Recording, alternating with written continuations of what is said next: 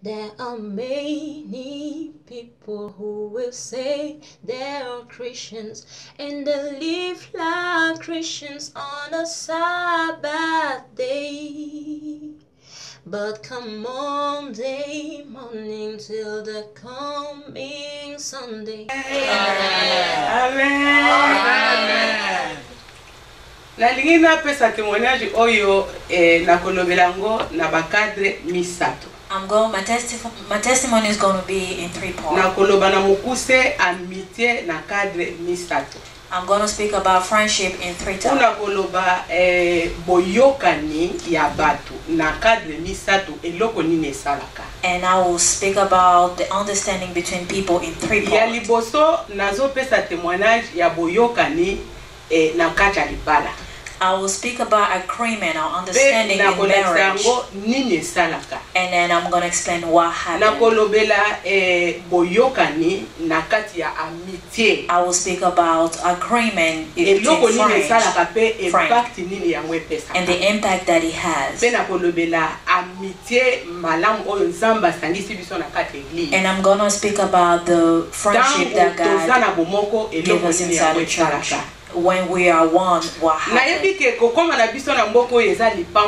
I know that us being in United States is a blessing. I came and see my brother and my sisters. I was really rejoiced and really happy. When Father called us, I said, I'm going to stay, but not knowing that through the apostle that God fixed certain things. If you were not able to see it, I can tell you that this conference is a blessing. What happened in marriage when both people are in agreement? When I was married, I was really young. I've been a widow since for 2 years now. But I was married for 14 years. I'm gonna give you a secret. When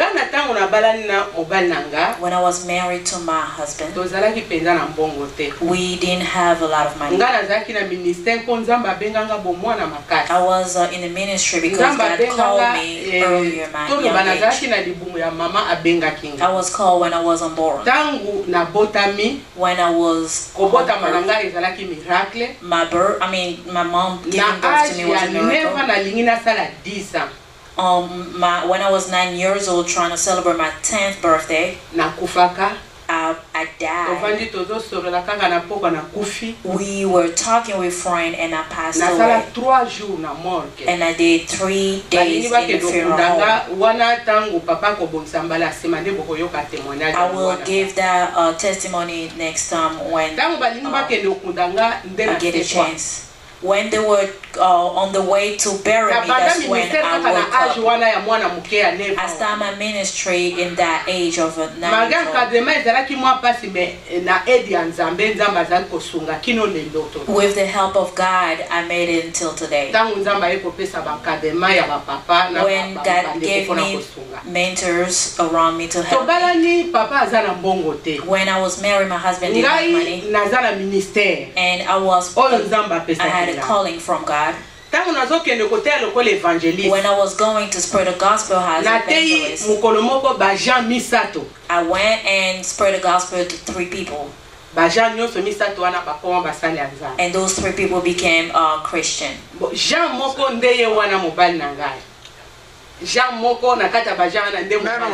John. Okay, one day I preached the gospel to 3 people with the name of John, and one of the John became my husband. In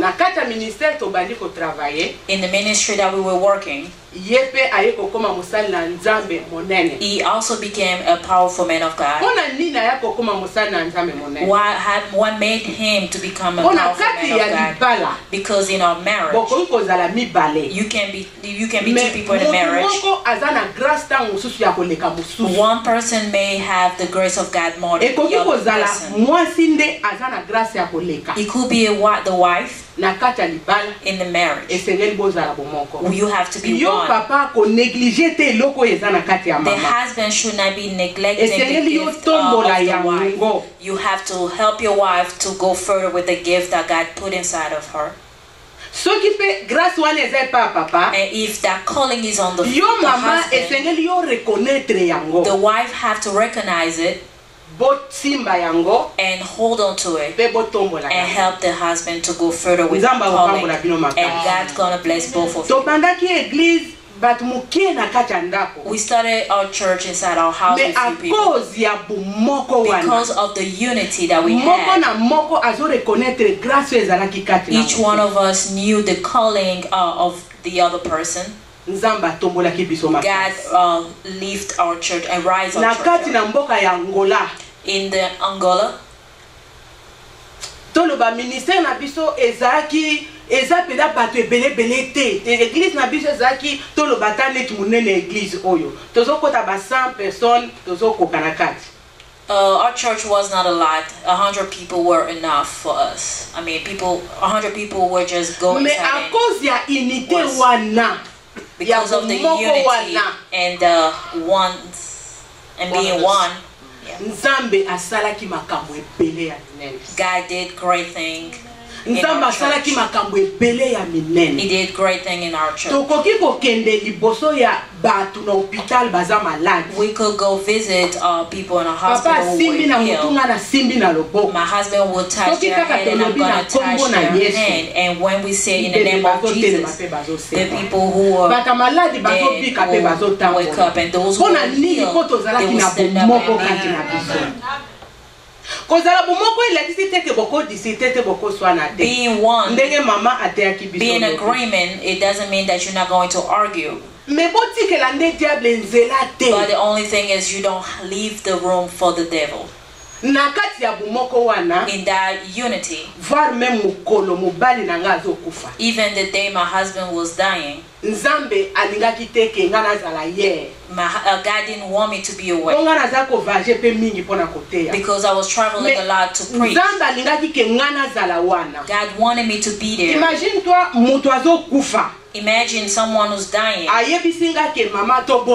He told me, Mama, let's pray. And when we are praying, he held my hand and saying, God, you're taking the soul of your servant peacefully. But I'm blessing your servant that I'm living. You're going to continue to work with her the way we were working together. And then he passed away. He slept in the bed like he was somebody was just sleeping. All of that is because we were one. The secret is one. Don't leave a space or room for the devil to enter. Don't let little discussion separate. The forgiveness have to be the base. Forgiveness have to be the base. No matter how big the situation is, but when you go and say, oh, Mama, forgive me, forgive and forget. When you go to your husband and say, please forgive me, the husband has to forgive and forget. You have to know the gift that the other person has. In united, God is going to rise both of you. We started poor, but when my husband passed away, the way of living were better. We were called a brother and sister. When you see my husband in the place, in 1 minute you're just going to see me. People knew that we always walked together. They always liked that.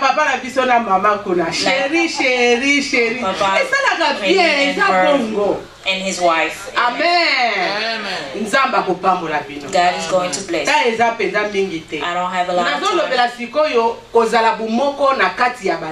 I'm going to speak about unity in friendship. Being friend doesn't mean that you're not going to argue. You can argue, but you have to remain friend. Ngaina mama pasteur aza pasteur mama révérend pasteur Dada Sophia. Me and Pastor Dada. Toza banda toyebana na ye ça fait ataba 20 ans. We know each other 20 years. Ye aza mama na kati ya œuvre ya Nzambe. She is a mother in the work of God. Mingi mama na biso Dada Sophia. I respect her a lot. Mais banda tokutana na mama oyo from I understood one thing. In friendship, you have to understand the calling of the grace the other person has. Don't neglect the person because her tomorrow. She came in the United States before me. We both received our visa at the same time. She came here longer. And then after that, we always look at each other, but we never found each other. The day we met again, because of the unity we have in our friendship, being united in the friendship brings us a strength. It brings a certain strength. Reason why God said two are powerful. There is a strength when two people are in agreement. There's a mystery that happens when two people are in agreement. Even mother in a household, you have to have a habit of praying and holding two people's hands. Because there's a mystery and a secret that happens when two people are in agreement. We met. I was in Raleigh. She was in New York. She looked for me until she found me. When we met again, I told her I'm going back to Africa. I have my belonging in Africa and here I cannot leave. But because we was both of us and we had an agreement and we were united. She said, no, let us pray. We hold each other as friends that God united. And we pray God for a time. And God opened the gate of heaven. Amen, amen. Amen. Don't neglect the person or your friend beside you. Today in Raleigh, I am happy and living better in Raleigh because of her. She rent or take a house for me in Raleigh. She purchased things for the house for me. She make my life better in America. If I neglected her.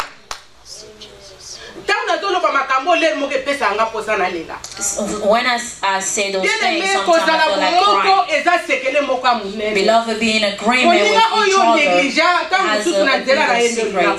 The person that you neglected, maybe it's through her that you could be blessed. Maybe because of a little argument or something else, you just put them away. Maybe your blessing was supposed to come through that person. Inside the church, I won't even say. In the church that God helped me to lead, my friend knows the young girl of 17 and 15. I pastor.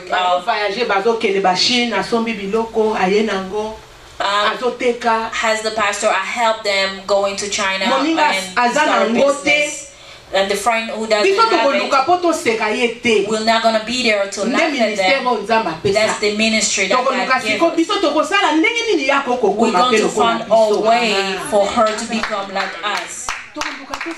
We're not going to be there to laugh at them. When we are working like that, the Bible says, where 2 or 3 are gathered, God is with them. You don't gather in gossiping. You cannot gather in hating or complaining. You see how many people are here in the conference. We are not little, we are a lot. We are a lot. Why are we a lot? because the hand of God is with us. When I enter, I feel when we met with I felt the joy coming inside of me. That is why I say this conference is a blessing. I receive blessing from this conference. Those are the secrets. Love your friend as you love yourself. Love your friend as you love yourself. And recognize the gift of the other person. When she's going through a hard time, don't laugh. But try your best to help them to be in your level. If they don't have any clothes, give them if you have a car. Help them in any way possible so they can have a clothes if they don't have it. The friend, the woman of God, my friend,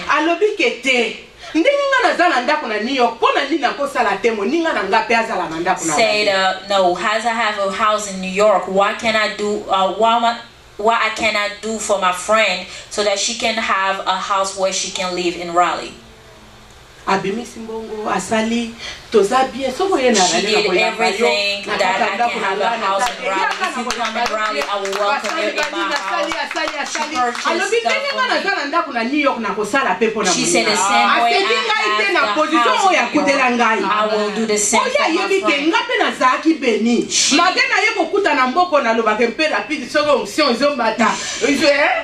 She said that because I have a house in New York, I would do my best for my friend to have a house. She didn't neglect me or laugh at me because of the situation that I was going through in the United States, because she knew where I came from. When I pray God, pray to God.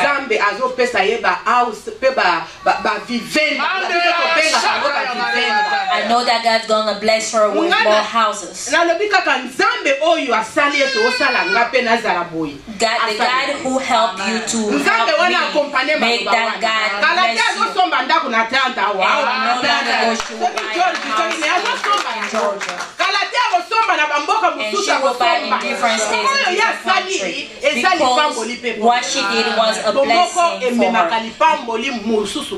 Agreement, when you're in agreement with another person or united with another person in prayer, it brings a blessing to the each other, I guess. May God help us to become to that level. In love and in agreement or united. God works a lot. In church, even when you are the other person are looking for the best interest of the other.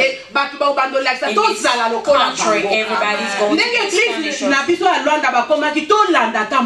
Even the church I was living in, people were looking at us as an example and they wanted to follow what we do. God was blessing us day and night.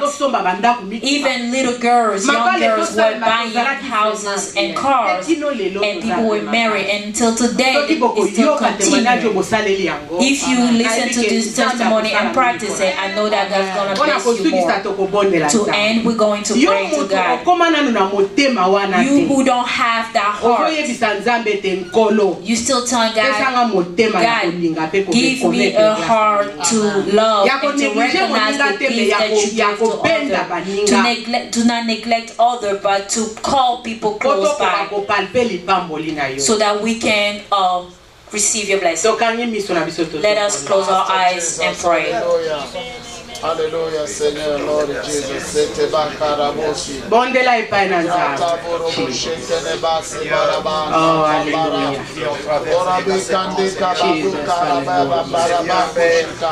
Chinde gloria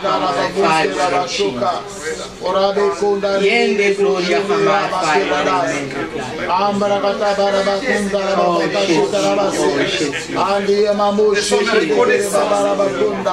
Oh Seigneur, notre Dieu, recevons d'un cœur serein, Père de sang, ce témoignage de ta veuve Teresa.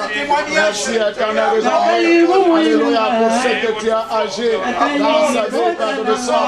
Merci, Père de sang, pour la fille d'Ada, Père de sang. Viens encore une fois, Père de sang, de bouleverser, Père de sang. Alléluia, de penser mon cœur, Seigneur. Grâce, Seigneur, parce que Nazareth, Père de sang, viendra dans l'unité. Personne ne pourra diviser. C'est que toi, tu es unis, Seigneur. Merci, Papa, dans le nom de Jésus. Dans le nom de Jésus. Alléluia.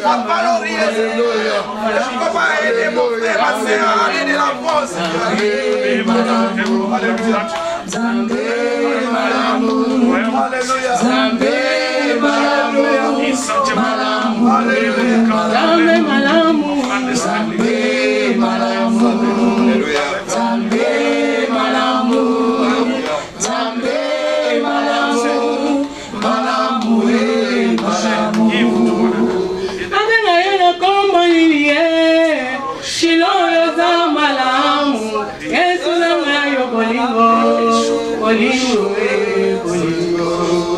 Nazalaka nzoka ya kukufa mokonzi yose kuisanga solo yoza malamu we malamu we Zambe malamu Zambe malamu Zambe malamu Zambe malamu malamu we malamu Nzambe na yebi ete yoza malamu na yebi otoza malamu Yesu osangisi biso ebele na bato lokola mutu moko mpona lokumu ya kombo na yo lipa yo lokoti biso nkolo osangisi biso na kati ya makolo na yo Yesu lelo topambolami na nzela ya konferanse oyo ya tike toyo tatolama onetolama ete yo oza malamu yawe nayebi ete témoignage oyo ya mokuse ekosala so mingi na vi na biso pesa biso motema ya kolingana kozala bomoko tolonga mpe tokende liboso gloire ekozonga na mboka mosantu na yo nde mosala na yo ekotombwama mpe ekokende liboso. Merci papa poza malamu na kombo na Yesu oyo aza nkolo mokonzi mpe mobikisi nde tolobi amen.